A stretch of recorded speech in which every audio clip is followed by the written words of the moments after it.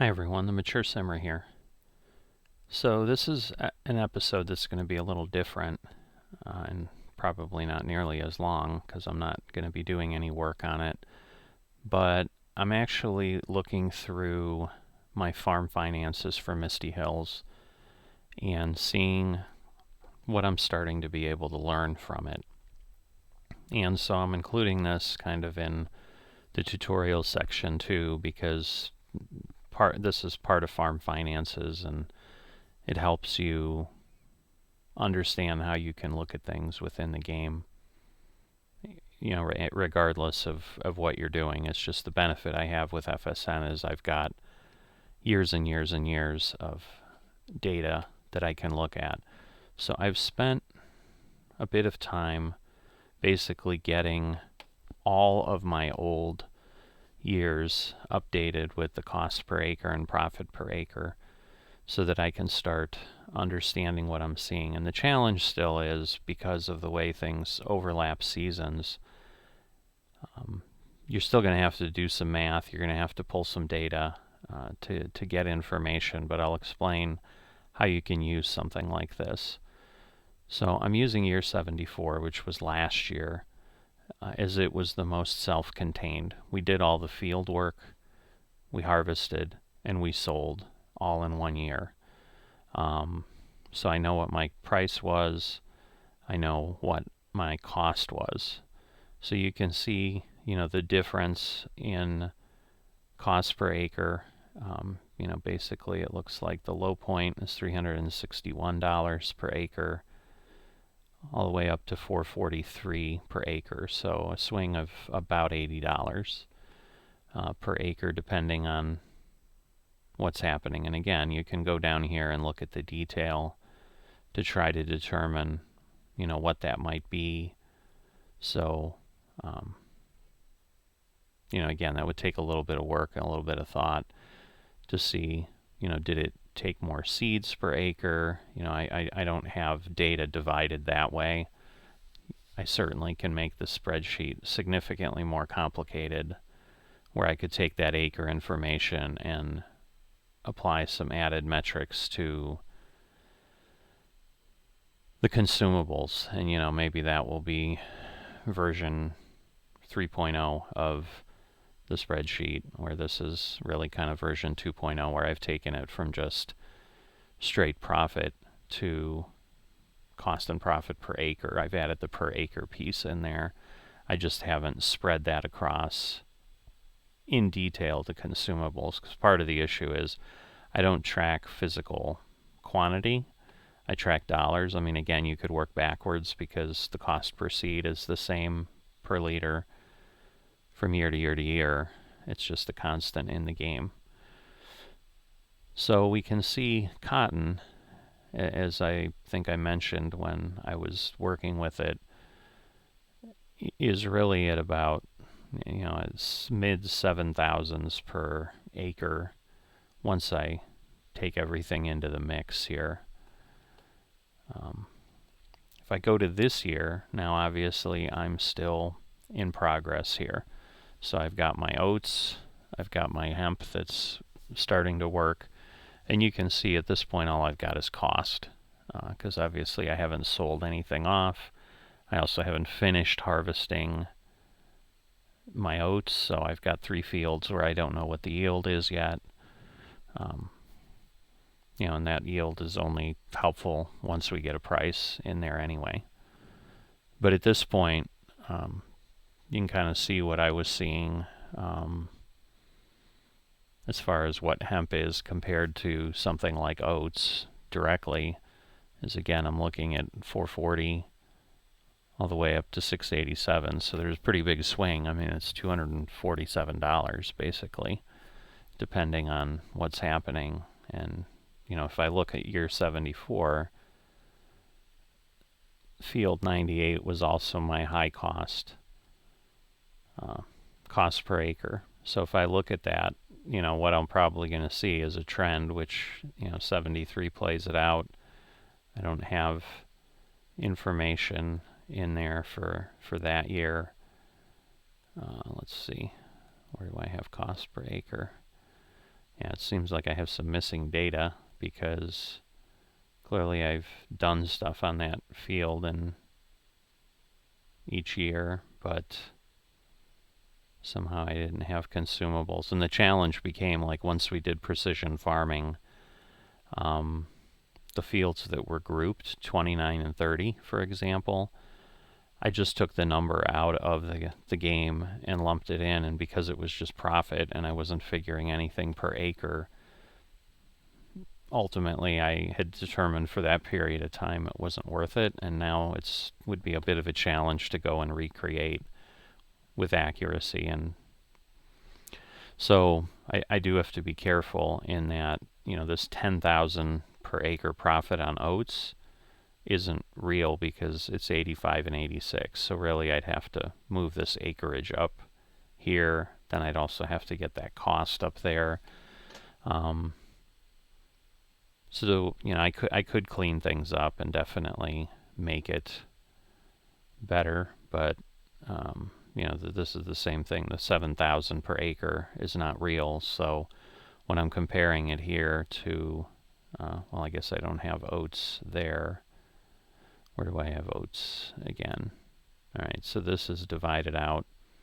When I'm looking at basically 2,800 to 3,300 in profit, realizing that I don't have any cost in here, so that's not ultimately the profit. I can't then go here and say, wow, this was a much better year, although I can, to some degree, look at these rows that have complete data, where it's one row, so the acreage and the cost division is correct. But basically, yeah, 89, 97, 98, I can look at with some certainty. So that should give you a little bit of insight as to why I've kind of gone back to being real careful about my tracking, because to really get the benefit of this cost per acre, profit per acre, and I really started that in year 74. So I've now just backed this calculation in for everything prior to year 74, just so I can, start to look at some things. But, this is where it'll get interesting, because crops that I'm not doing any longer, you can see I used to do a rye and poppy rotation for 4 or 5 years in a row. So it was cereal and poppy, cereal and poppy. And some of it obviously is impacted by price. So you can see I got 800 per liter. Here I was 733. And here I also don't have cost. So that's, mid 6,000s compared to 4,900 and 5,300 may not be accurate, because I need to go to the prior year and then pull this information in. So again, if I decrease that profit by that, which is really how it would work, is it's just you need to add the two together. So basically, just to show you how you would do it, you would take this, I think this will work, but we'll see, and this, no, it won't show me that data. Alright, so I was hoping I'd get a summary down here, because if you know anything about Excel, like if you summarize this, see it gives me an average and a sum and so forth, so I can see that information easily. So like if I do that here, like as I was talking about, if you want to know what the actual average is, where I said it was a little above 7,000, and I'm correct, it's 7163.20, you don't have to build formulas into your spreadsheet to see it. You can very quickly do some analysis. But and I think, see, if I was on the same page or the same tab, I could do it, but it doesn't run that across tabs, it looks like. So when I'm over here, where was it? 64, no, 63. I'll get it right at one point. So yeah, 62 and 61. So basically, I need to take 775 from here, which will get it down to, say, 5,800, which is still better than the profit that I have here, where it appeared to be a little cleaner. So, but once again, it may simply be the fact that I was getting $150 more per liter than I was here. So depending on what's really coming off each acre, because the other thing I don't have is I'm not taking this yield and showing that I got X amount of liters per acre off. Once again, you can kind of back into that pretty easily if you really wanted that information, and at some point I may do that, but right now the ultimate measure is, as it is on any farm, is dollars, and so I can go through and check that out. So a year like this, where I was doing basically a lot of different crops, partially just to look at the profit picture from each. And again, these are my root crops that have been sitting in the silo since year 65 that I haven't sold. And there's that may be all I have. I thought I had potatoes, but no, I guess and I split 97 into carrots and beets, and then did onions as well. But once again, like soybeans, we can see, again, fully fleshed out, because I've got cost, and the cost in here, averages 4,500. And I've got soybeans earlier, I think. Yeah. And so here, for whatever reason, we only got 3,100. So what year was that? 65? No, 66. So 59 and 66. And then you're having to basically go back and forth between your tabs and figure out, so what was the difference? And so fertilizer, we used a lot less fertilizer for some reason, it appears. Well, did we? No, we actually used more fertilizer in the higher profit year. So 1450 is the cost. So again, it's 200 per liter,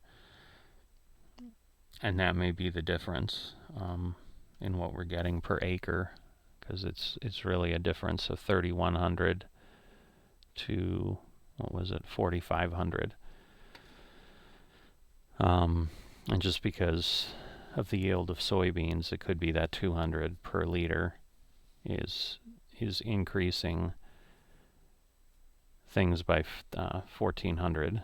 So that may be telling us that we're getting about 7,000 a liter, or 7,000 liters an acre off of there. We kind of account for that if I'm thinking it through correctly. So what I'm going to be doing over time as I get more data is, this is what's going to start to help me figure out from a time and effort perspective, because again, if I'm getting this kind of profit per acre and the effort is not any different than what I did here, for example, and it's less, because again, this may work as long as I just do oats. It's 4,000 per acre basically. And I got to be careful, because it's taking this, this average, when I do this, is just averaging 7 numbers. So it doesn't know that this number is not really equal to that number, and that number is really supposed to be across 2 cells. So I know this can potentially be getting confusing and complicated, so I'm probably just going to wrap up before I just make all of you think that it's not worth the effort to do this kind of thing. It absolutely is, because if you're not measuring things and you don't have accurate data, all you're doing is speculating. And you're kind of like, oh, my, balance on the farm is going up. I'm doing fine. And for a lot of people, for gameplay, that may simply be the measure. As long as they're not losing money, and over time they keep getting a balance increase, and they're able to buy the equipment they want and do the work they want, they consider that a success for their farming simulator experience. But in my case, where I'm getting deeper into the simulation, which is once again why I'm in FSN, because I just love that aspect of it. I'm constantly looking at it, in essence, as running a business, and what decisions do I make differently the following years based on what I've learned. So once again, this is where, at this point, I'm looking at, and I really actually need to do this to get the average. So, I'm at 1,355 versus being at 536. So once again, there's different field sizes. They're not all equal. So you've got to be careful of simply doing that kind of a quick analysis, because it's not mathematically accurate. But, we're approaching 3 times as expensive for hemp as far as the cost per acre that we're running into at this point. And so if I get 3 times the revenue off of it, that might be worth it, because if I suddenly start seeing I'm turning a profit per acre of 10,000 or something, as opposed to the 3,000 or 4,000 we were for oats here, where we're at 4,000. If I'm getting 10 or 12,000 off the hemp, then the extra supplies end up certainly being worth it, and even the extra time where I'm constantly having to fill the planter. So hopefully that gives you a little bit of an insight into the depth of analysis you can kind of get into once you have a good amount of data. So when I refer to things in the videos, this is usually what I'm looking at and seeing what's happening. So, we had talked about $40,000 in seed on 29. That's the number that it ended up using. So as you can see, it's 118,000 in seeds compared to, and that's across 4 fields, mind you, compared to a little under 28,000 across 7 fields with oats. So I had more fields, and I'm still at almost 5 times the cost in seed